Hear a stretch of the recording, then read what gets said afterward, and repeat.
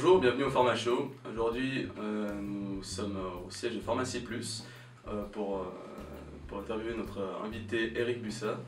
Eric Bussat, bonjour. Bonjour. Est-ce qu'on peut se tutoyer? Oui, on peut se tutoyer. Super. Alors, première question, dis-nous en quelques mots ton parcours. Mon parcours, moi je suis né il y a bien longtemps. Après j'ai fait des études de pharmacie, que j'ai terminé il y a à peu près 30 ans. Après j'ai repris une pharmacie, début 88. Et puis en 94, on a créé avec une série de pharmaciens genevois le groupe Pharmacie Plus. Et j'ai commencé à y travailler jusqu'à peu près en occupant tous les postes. Au début c'était un peu une association, après une société coopérative, maintenant c'est une société anonyme. Et puis depuis à peu près 5 ans, je suis directeur général de la société. C'est moi qui gère les activités de l'ensemble des pharmacies du groupe. Et du coup, peux-tu nous dire qu'est-ce qu'est Pharmacie Plus? Alors Pharmacie Plus, c'est une société qui possède quelques pharmacies, mais qui surtout réalise pour des pharmacies qui ont un contrat avec nous toute une série de prestations dans le domaine du marketing, des achats, de la formation. En fait, tout ce qui touche au monde de la pharmacie, on gère pour l'ensemble des pharmacies du groupe. Il y en a à peu près entre 90 et 100, principalement en Suisse romande, de toutes les tailles. Ça va des petites pharmacies de quartier à des grandes pharmacies de centres commerciaux. Quel est l'avenir des pharmaciens indépendants et donc, quels sont les grands enjeux des prochaines années, sachant qu'en ce moment on voit la concurrence entre les grandes chaînes? La pharmacie indépendante, elle a, à mon sens, un avenir, mais peut-être pas sous la forme que j'ai connue à mes débuts. C'est-à-dire quand j'ai connu à mes débuts, on achetait une pharmacie, on n'avait pas besoin d'être un excellent manager, sa pharmacie c'était un monde en croissance. Donc en fait, on achetait la pharmacie, on faisait son métier, puis la gestion d'entreprise c'était bien moins important qu'aujourd'hui. Aujourd'hui, c'est des entreprises dans une réalité économique qui est quand même beaucoup plus dure qu'à l'époque. Et puis, il faut se battre et il faut être à la fois bon pharmacien au comptoir avec ses clients, mais à la fois bon gestionnaire. Et puis la clé du succès, elle passe par ces deux choses. Maintenant, la concurrence des grands groupes, elle existe. Le problème, c'est que la pharmacie deviendra ce que les pharmaciens en font.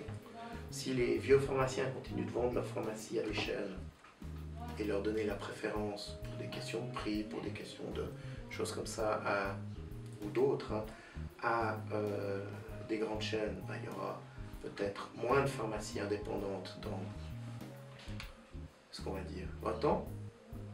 Ou alors, si les pharmaciens continuent de vendre à des jeunes pharmaciens, il y aura une pharmacie indépendante. Je vais accueillir une étudiante pour la question étudiante. Rosa veut bien se donner la peine. Bonjour. Bonjour. Alors voilà, ma question, c'est ce que je me demandais jusqu'à où l'indépendance des pharmacies partenaires à Pharmacie Plus allait. C'est quoi l'indépendance? L'indépendance, de faire, d'avoir une certaine liberté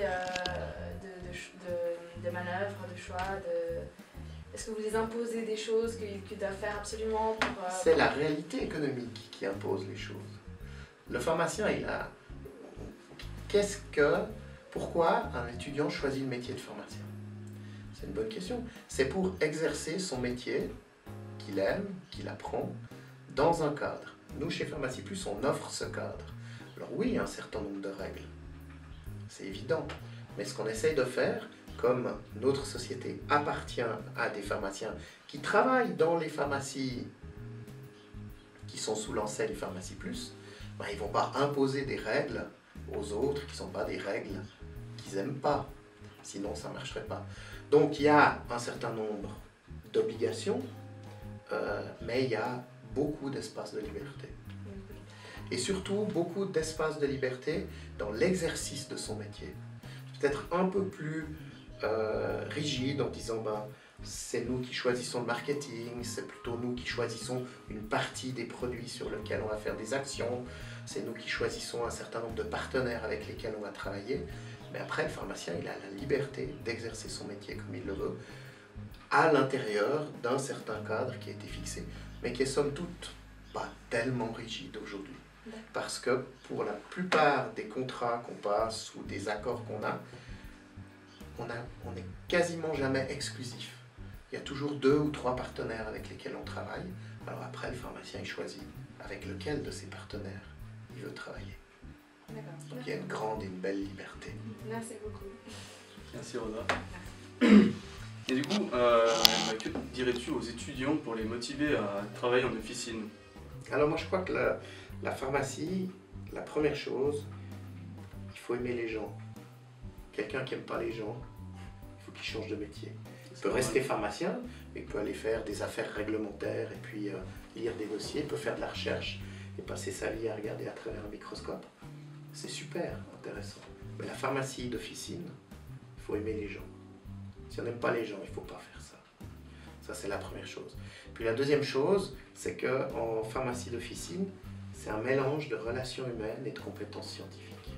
Donc il faut savoir doser, il faut savoir vulgariser, parce qu'en fait, on apprend plein de choses, plein de mots savants, et puis quand on parle avec les gens, c'est pas ces mots-là qu'ils ont envie d'entendre. Donc il y a cette nécessité d'aimer le contact avec les gens, il y a cette nécessité d'écouter les gens, parce que c'est pas toujours facile. C'est facile de parler, c'est beaucoup plus difficile d'écouter. Donc il faut savoir faire ça, et à ce moment-là, c'est un métier extraordinaire, le métier de pharmacien. Et entre parenthèses, petit message aux étudiants, arrêtez de penser qu'il n'existe que des pharmacies à Genève, parce que vous avez des pharmacies qui sont 1000 fois meilleures que les pharmacies genevoises. Il faut juste accepter de faire quelques kilomètres pour aller les voir. J'ai des amis pharmaciens qui sont dans des régions un peu plus reculées, mais qui ont des pharmacies et des places absolument extraordinaires. Renseignez-vous, ça vaut la peine d'accepter de quitter cette magnifique ville qu'est Genève pour aller un petit peu dans d'autres endroits. En plus, c'est enrichissant, c'est une bonne expérience. Merci beaucoup et je t'invite à la deuxième partie de l'interview, à l'atelier cocktail. Parfait.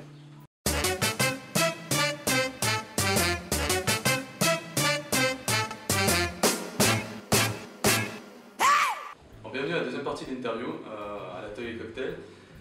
Alors, Eric, quel cocktail nous as-tu proposé? Alors, j'ai proposé le petit punch. Pourquoi donc? Qu'est-ce que tu aimes dans ce cocktail? Alors, c'est un cocktail à base de rhum, de citron vert et de sirop de canne à sucre. Et pourquoi le petit punch? Parce que ça rappelle les vacances, ça rappelle le soleil, la plage, et c'est cool. Surtout en ce moment. Puis en fait, c'est mieux de le faire sans le shaker. D'accord. Je vais terminer un shaker, mais... Oui. Parce que ce qui est assez sympa aussi, c'est que si tu mélanges pas complètement, tu as des fois des goûts un peu différents, quoi. D'accord. Puis tu mets un peu de rhum, hein, mais pas trop, parce que Pas trop surtout. après c'est dur de rentrer. Ouais. Et du coup, quel est ton meilleur souvenir de l'université?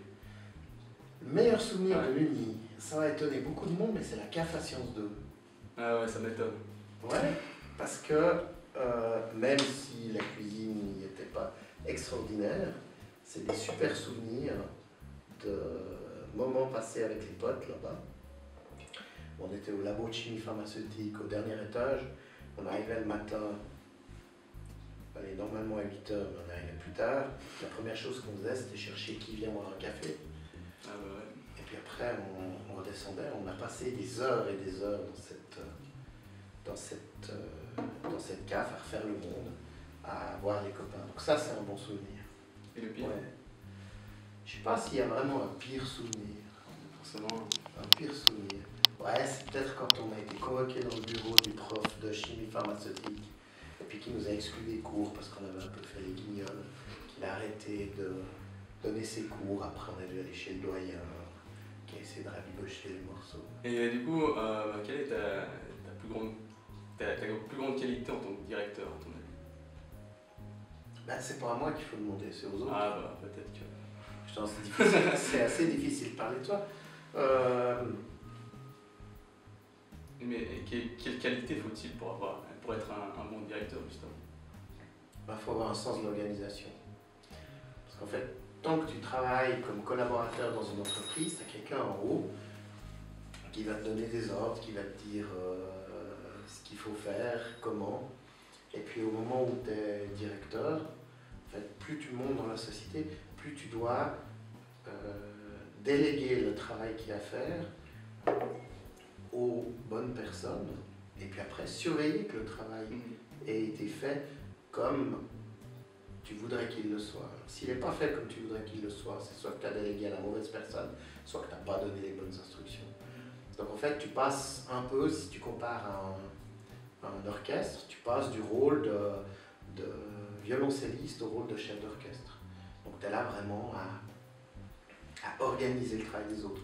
Donc, des fois, ça a quand même une partie un peu frustrante parce que tu réalises beaucoup moins de choses puisque tu confies les choses. Mais c'est aussi super intéressant parce que tu as une vision.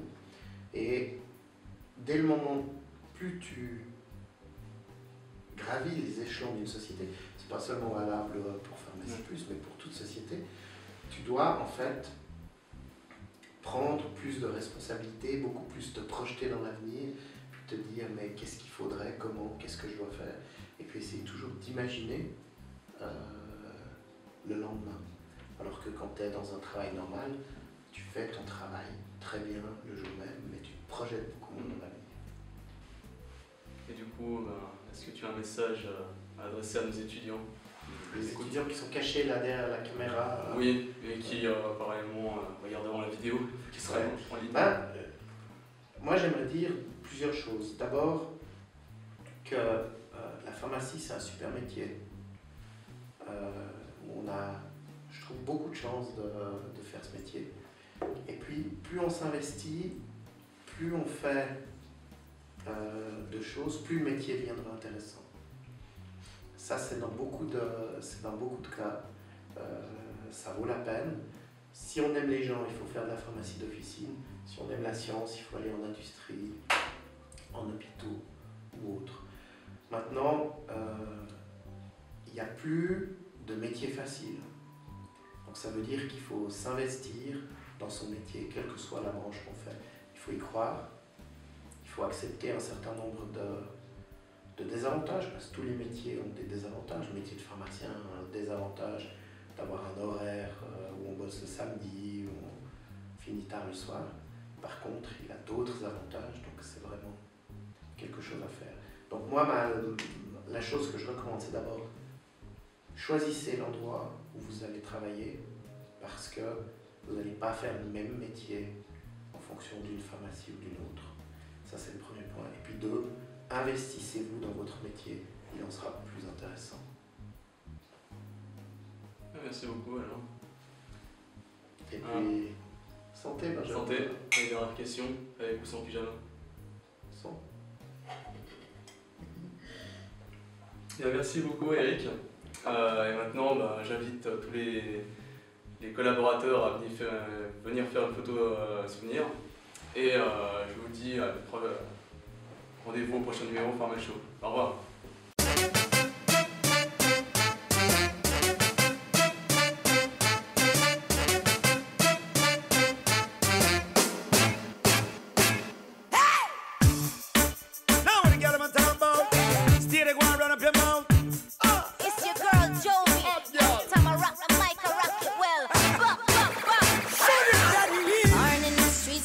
Fly with up and a smile on my face, so